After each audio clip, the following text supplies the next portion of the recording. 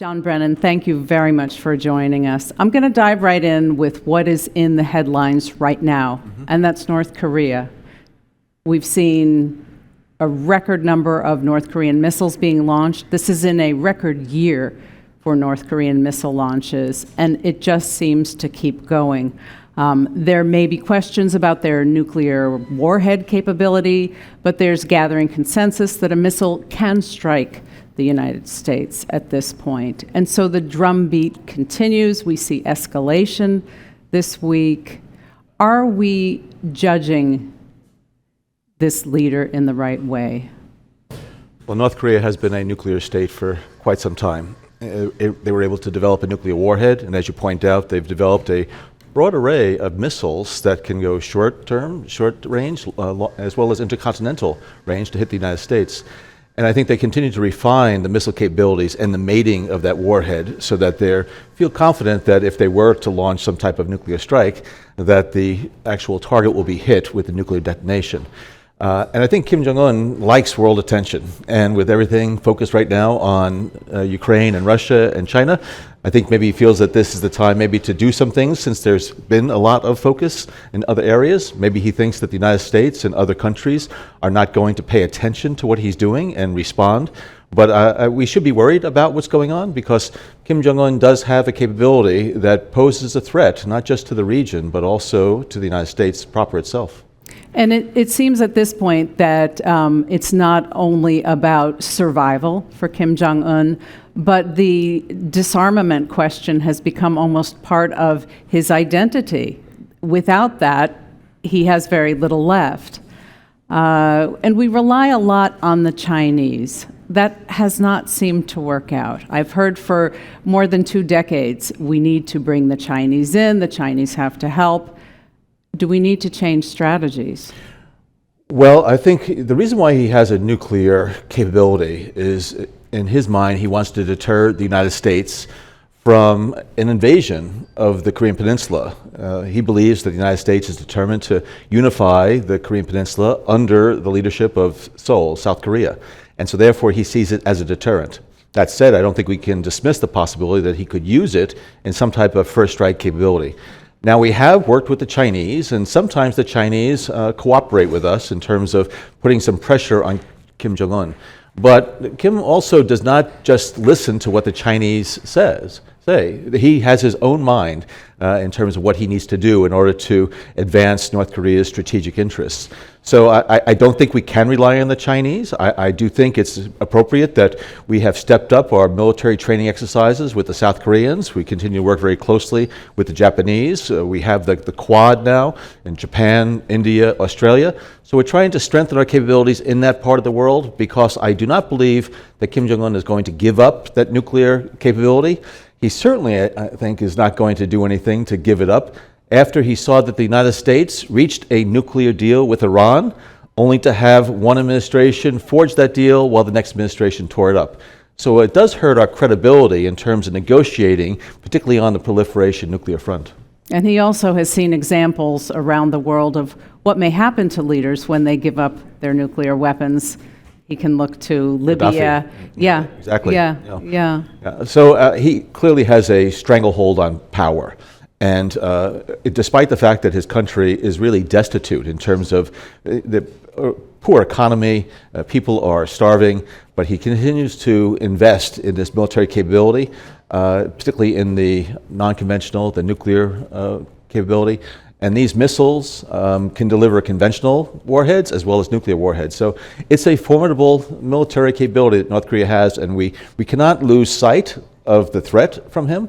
That said, I do think that there are ways to try to have some discussions with them to maybe monitor some of their capabilities. Again, I don't think he's going to give it up, but maybe he'll allow some international inspectors to go in to some of his facilities. He hasn't done that so far. Right. But I do think that there are ways that we can make some progress with North Korea without expecting him to just give up his nuclear weapons. So are you suggesting an acknowledgement of some of his capabilities at this point? On the part of the U.S., an acknowledgement? Yeah. I think it would be foolish if we didn't, acknowledge it. I think we recognize that there are some countries that have a nuclear capability. We're talking about Pakistan, India, North Korea, Israel as well. Yep. These are not part of the initial group of nuclear countries, but it's clear, I think, to everybody that North Korea does have a nuclear capability and it can deliver nuclear warheads with missiles. So we talked a little bit about China, and I can say I have heard from Chinese diplomats that the U.S. places too much faith on Chinese ability to exact some sort of change in North Korea. But when it comes to the subject of elections, the Chinese have now emerged as meddlers in U.S. elections. Russia gets all the attention. But now we are seeing more and more that China is making a decision to get involved. I know they have appeared in previous reports as a potential actor, maybe didn't actually do anything. Now it seems that they are sort of wading into the waters. Why do you think that is now? Well, I think the Chinese have been not just interested in U.S. elections for many years, but also involved. I think it was very subtle. They would push out propaganda, they would push out reports that were favorable toward certain policies that were advocated by American candidates in elections, and they continue to do that over time. I think they've become more aggressive, maybe less subtle, and it's clear that the U.S.-China tension is something that has manifested itself, including in election campaign rhetoric here in the United States. So I do think the Chinese are watching very carefully the U.S. electoral map.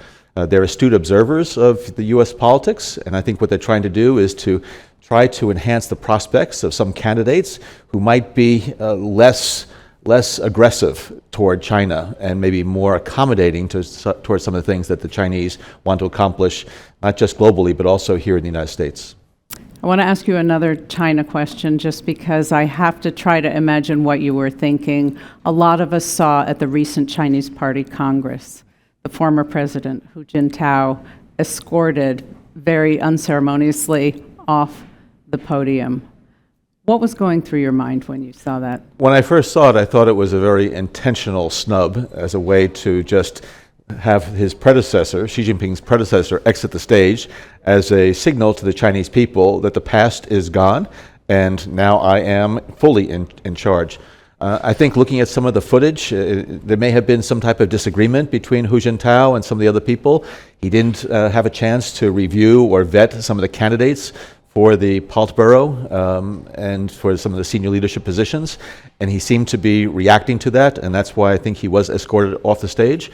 But I think it was very symbolic that Xi Jinping has this monopoly on power. He was, re-upped for a third 5-year term. I wouldn't be surprised if he's going to be there for another 10 to 15 years. He clearly has a strategic vision that he is determined to carry out. So turning to another subject you get a lot of questions about, this is Trump and the documents. Now, I lived in China for a few years, and when I moved there, I know that what went into my moving boxes, the books, whatever media I had, they were scrutinized, they were counted, I was warned. I feel like my belongings were more closely watched than what Trump may have put into boxes and taken out to Mar-a-Lago. A lot of people are wondering, how is this possible? Was there no or is there no protocol for the handling of sensitive documents? Well, I am aghast at what I've seen. I find it shocking, but I also found it shocking that someone like Donald Trump would be elected to be president of the United States. And it's clear that he had this callous disregard for security practices, trying to ensure that the most highly restricted, highly sensitive information, intelligence the U.S. has is going to be left unsecured for 18, 19 months. It was clearly intentional. He brought it out from the White House. He tried to keep it from the government efforts to try to retrieve it. And so therefore, it's also puzzling to me why he selected these specific documents. What was about them that he hoped to do? I can understand the Kim Jong Un letters. Maybe he wanted, it's a personal memento. Right, exactly. Right. But some of these other things, and I know the programs that they relate to, and I saw the code words and the classification levels, and so it's very, very worrying, and I think it has done great damage to U.S. intelligence capabilities abroad, as individuals and foreign liaison services really have to question whether or not they can provide us this very sensitive intelligence and that we're going to protect it. But just back on that question of how it's possible, is there no protocol for the moving of this type of document? Did we always just assume it'll be fine in the hands of a president? They'll do the right thing? Well, presidents, in my experience, the 6 that I work for always did the right thing. When a president leaves the White House and it's the staff, you would like to think that the staff also believes that they have certain responsibilities and obligations to ensure that nothing illegal is going to happen, and removing those documents in an unsecured fashion was an illegal act. So yes, it raises many questions in my mind in terms of what type of assistance or support he had, but clearly there was a breakdown. It's my understanding that throughout the Trump administration, the security practices in the White House really were not followed the way previous administrations had followed them. But as someone who cares about confidential documents, is this something that will change in the future regardless of who is president? Well, I do think that the current administration not only is doing a damage assessment and risk assessment, I think they're probably going to review the procedures for personal effects of a president leaving the White House after they leave office, just so that there's even no inadvertent departure of these very sensitive documents. But the Secret Service's role is to protect the president, the First Family, and others. They are not the ones who are going to be watching, for the documents, but the staff, the White House Chief of Staff and others really have a responsibility to ensure that those intelligence reports and other things are going to be carefully protected. So you just hinted at the damage that this could cause. Is it fair to say that while there are many ways of collecting intelligence, human sources are still at the core of what we do? Is that fair to say? I think it is. They are certainly at the core. The human sources who work for us overseas, foreign citizens who really believe in what the United States stands for, and so they will provide us the intelligence, the documents, and other things. But also there are some very, very exquisite technical collection systems that have taken years to put in place that cost billions of dollars, that give us insight into the workings of some of our adversaries so that we can take the appropriate steps to protect our national security. So I do think the risk is to human sources, it's to technical collection systems, and also it's to those liaison relationships that we have with foreign services that we really count on to work with us around the globe because we share similar goals, similar values, and we do work very closely with them. So the mishandling of these significant documents, one would think that would have a chilling effect on those who wish to become informers for the U.S., who wish to become assets for the U.S. Has that already had a chilling effect? I believe it has. When I was CIA director, and if we had some unauthorized disclosure, I frequently would get calls from my foreign counterparts complaining about it, but also I knew that some of our human sources were much more reluctant to work with us, and some of them severed the relationship with us because they were just appalled at the lax security practices that we were showing. And so it's not just the current sources, it's those in the future who might have been contemplating working with us, but why would they put their lives at risk, their families at risk, if we're not going to treat the intelligence they provide us with the type of respect and care that it really demands? And while we're on the subject of Trump, it still seems that election deniers will not be dissuaded. And there are plenty of people out there who believe in the deep state. How does the government, how does anyone disabuse those people of the notion that there is a deep state? I think it takes our elected officials, senior U.S. government officials, as well as those who really have an impact and influence on people, to dispute and refute those allegations, whether or not they're talking about the big lie or they're talking about the deep state. There are American men and women who work at the CIA, the FBI, Homeland Security, and other places that really go to great lengths to protect their fellow citizens. And I was so outraged when Donald Trump would disparage and disrespect the professionals in the FBI and CIA and other places. And so there is no deep state. These are patriots who are working around the clock and around the globe at great risk and great sacrifice to keep this country safe and secure. So I want to turn to a very different question, which is Guantanamo. And I'm interested really in this personal aspect of Guantanamo. It's a place that you were involved with for many years. Some would question how I characterize that. It's a place that had and continues to have an enormous impact on the way this country is viewed by the rest of the world. When you learned that the oldest Guantanamo prisoner, Pakistani citizen Saifullah Paracha, was released, he was tortured like dozens of others, never charged, imprisoned for nearly 20 years. Do you find the idea that anyone could have been held that long and without charge, do you find that personally painful? Yes, I do. I think those individuals who were involved in those 9/11 attacks, they should have been brought to justice many years ago. They deserved their opportunity in court, but also the victims of 9/11 deserve to have these individuals tried and convicted if they are found guilty.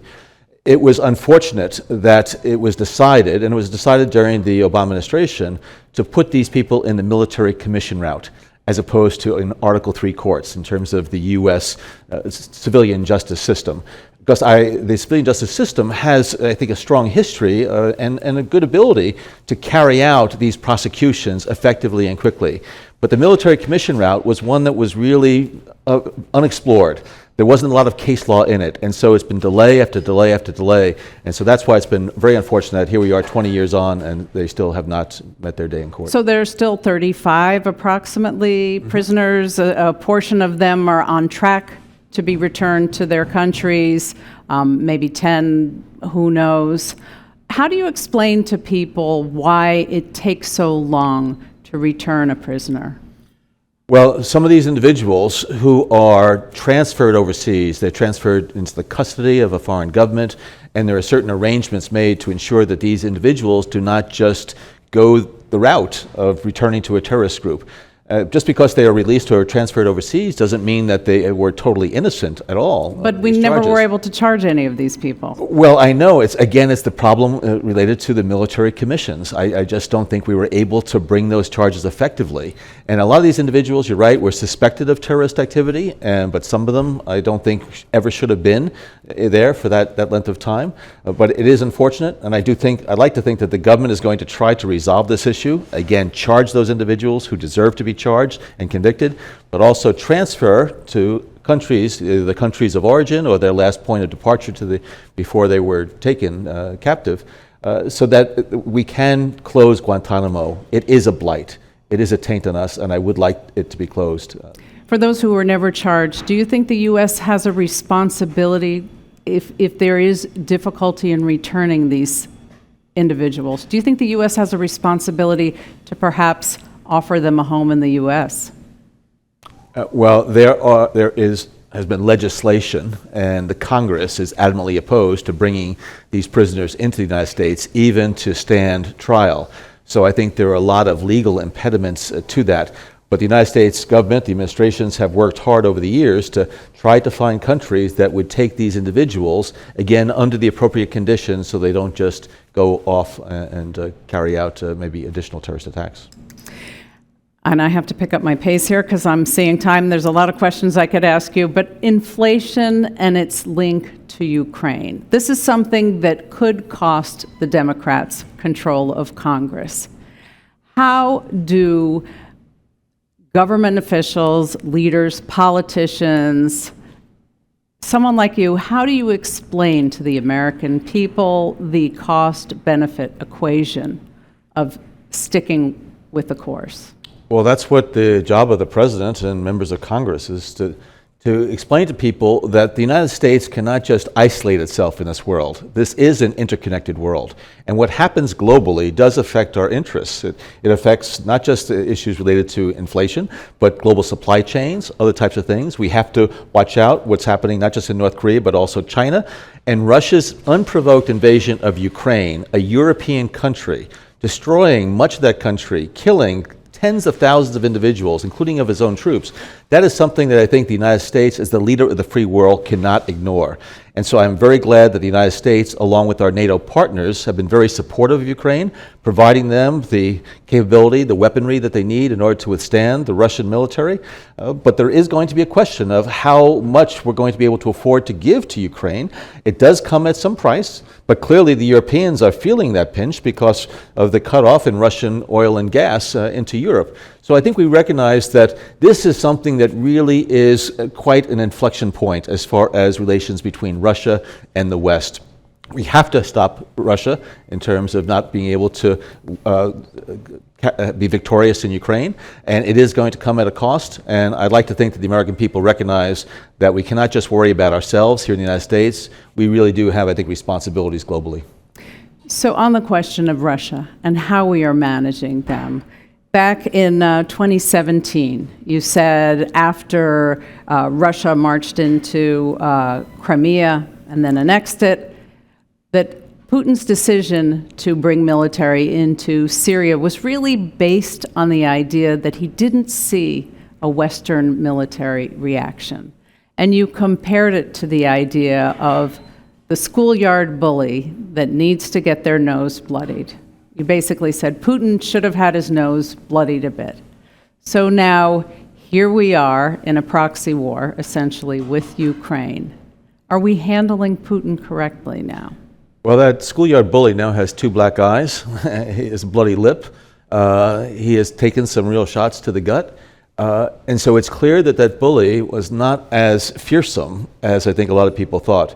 And I do think that in the past it might have been better for us to stand up to Russia. I think Putin was very calculating in terms of how far he could go, believing that he was not going to provoke a U.S. military response, what happened in Syria.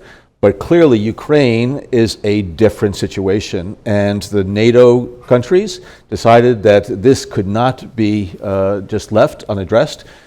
NATO forces have not gone into Ukraine, and so what we've decided to do is to provide the wherewithal to Ukrainian forces to push the Russians back. And thankfully, the Ukrainians have acquitted themselves remarkably well on the battlefield, and the Russians have demonstrated just how incompetent and inept they are in the military field. So making a jump to Iran, we're seeing protests in Iran. We have seen this before, but not perhaps to this extent and for this duration. What does this mean for the Islamic Republic, do you think? I do think that these demonstrations, which probably have taken well over 1,000 lives so far, and maybe 12,000 people, I think, have been incarcerated, I think it demonstrates just how upset the Iranian people are with the economic situation there. The economy is really teetering. So there's tremendous disenchantment throughout the country on the economic front, on the political front, and the social front. And the death of Masa, this young Iranian Kurdish woman, because she wasn't wearing a hijab and she was killed and went under detention, I think it just shows that that was the spark that it took in order for the fires now to flare. It's taken place throughout the country. They're not organized at this time. There's no real leadership there. And the Iranian forces are brutally suppressing them. I think if these demonstrations increase and the bloodshed increases, there is a prospect that the Iranian security forces could fracture, because I know that a lot of these Iranian security personnel have family and relatives and friends who are participating in these demonstrations. So right now, I do not believe that the regime of Supreme Leader Khamenei is teetering and is going to fall. However, we have to see developments in the coming weeks and to see whether or not this gains further steam, and if the bloodshed increases, which again could cause even further serious problems for Khamenei. And now it seems the Iranians may be using what's going on as an excuse to escalate, threatening Saudi Arabia over their broadcasting of, presumably over the broadcasting of video showing the people in the streets of Tehran. Does that say that the Iranians are particularly worried? Is that simply an excuse? How should we view that? Well, there are so many different connections here. As you know, the Iranians are providing the drones as well as missiles to Russia. The Saudis have recently just, flouted, the United States in terms of our efforts to try to get them to not cut oil production. And so I do think the Iranians know that they can rattle the saber in that area. It's interesting that Saudi Arabia now is looking to us and concerned about what the Iranians may do, because the Saudis, at the end of the day, believe that we are their ultimate security guarantor. So who knows what the Iranians may do? But at this point, I don't see missiles, flying across the Gulf right now between Saudi Arabia and Iran. It could happen. Tensions could escalate. We might see some drone attacks from Iran into Saudi Arabia as a way to send a very significant message to them. But it's an area where tensions run high on an average day, and certainly they're running higher now. Now I want to shift to an organization that you know so well, the CIA. It's traditionally very white, traditionally very male. That has been changing in a few years. And I know the question of diversity is very important to you, but it's very slow progress. It may not be any different than the corporations across the country that are making diversity efforts. But what is a particular challenge, do you think, at diversifying the CIA? Well, I think the diversity of the CIA has improved significantly over the last 10 years or so, if not more, but it still has a long way to go. And so there's a much more aggressive recruiting campaign to try to bring people in from diverse backgrounds, making sure that people maybe of foreign birth or foreign ancestry do not believe that the security hurdles are going to be too difficult to surmount. But also we want to make sure that we have a CIA that is more representative of the American people in terms of race, ethnicity, religion, and so on. What the CIA needs to do is not just have a better pipeline coming into the agency, it also needs to ensure that the system inside of the agency allows equal opportunity for all, and so that the options for promotability, for upward movement, are going to be available to individuals from all different backgrounds and diverse constituencies. So I think progress is being made. It does take some time. Just recently, we've had, I appointed the first deputy who was a woman at CIA. We recently had a woman director of CIA as well. And so I think we're seeing more and more examples of this diversity taking root at the agency. But when it comes to recruitment, you have to reach back to young people, to students. Do you think that they share the same vision that your generation has, that the CIA, that the intelligence services are a force for good in the world? Well, I visited a lot of campuses when I was director, and I visited a lot over the last 6 years. In fact, just the past 2 weeks I've been at universities. I'm trying to lift the shroud of secrecy from the CIA, because I think there are a lot of misapprehensions, misunderstandings about what the CIA is and isn't. Yes, we've made mistakes in the past. I think we've tried to correct those mistakes. But I do believe that the CIA is an essential organization to keep this country safe and secure at a time when we have such global challenges. And so the more that young Americans can understand what the opportunities are at the CIA, and it's not just people with foreign language skills or foreign area expertise, it's accountants, it's data scientists, it's lawyers, all of those. I want them to come into the agency to give back to this great country of ours. And the more they understand what the CIA is and isn't, and they don't just listen to a lot of that disinformation that's out there, I think they will see the CIA as a really rewarding career choice for them. All right. Well, you want to lift the shroud of secrecy? I can give you a pad and you can write a few, leave me with a few secrets. Last question for you. When you left the top job at the CIA, you said, like many people say, I want to spend more time with family. I'm going to read. I'm going to check in on American culture. I hear there's still movie theaters out there. So are you a fan of the spy thriller movie? Are you the guy, the annoying guy in the room who says, that wouldn't happen? Yeah, I am the annoying guy in the room if I'm watching a movie or a television show, because I lived it for so many years, and I know what the CIA is and isn't, and I also know what the Oval Office looks like. So yeah, I've watched a few movies, but I tend to look at some of the older movies of The Bridge of Spies, which was a movie about an exchange of prisoners between the United States and the Soviet Union in the early 60s. I like to look at movies from the era before I joined the agency, as opposed to when I was in national security. So perhaps you can leave me a list of those, your favorites, and we could share them with our viewers. I have to leave it there. Okay. John Brennan, thank you very much. Thank you so much, Liz. Really appreciate it. Thank you. Very nice. Thank you. Thank you.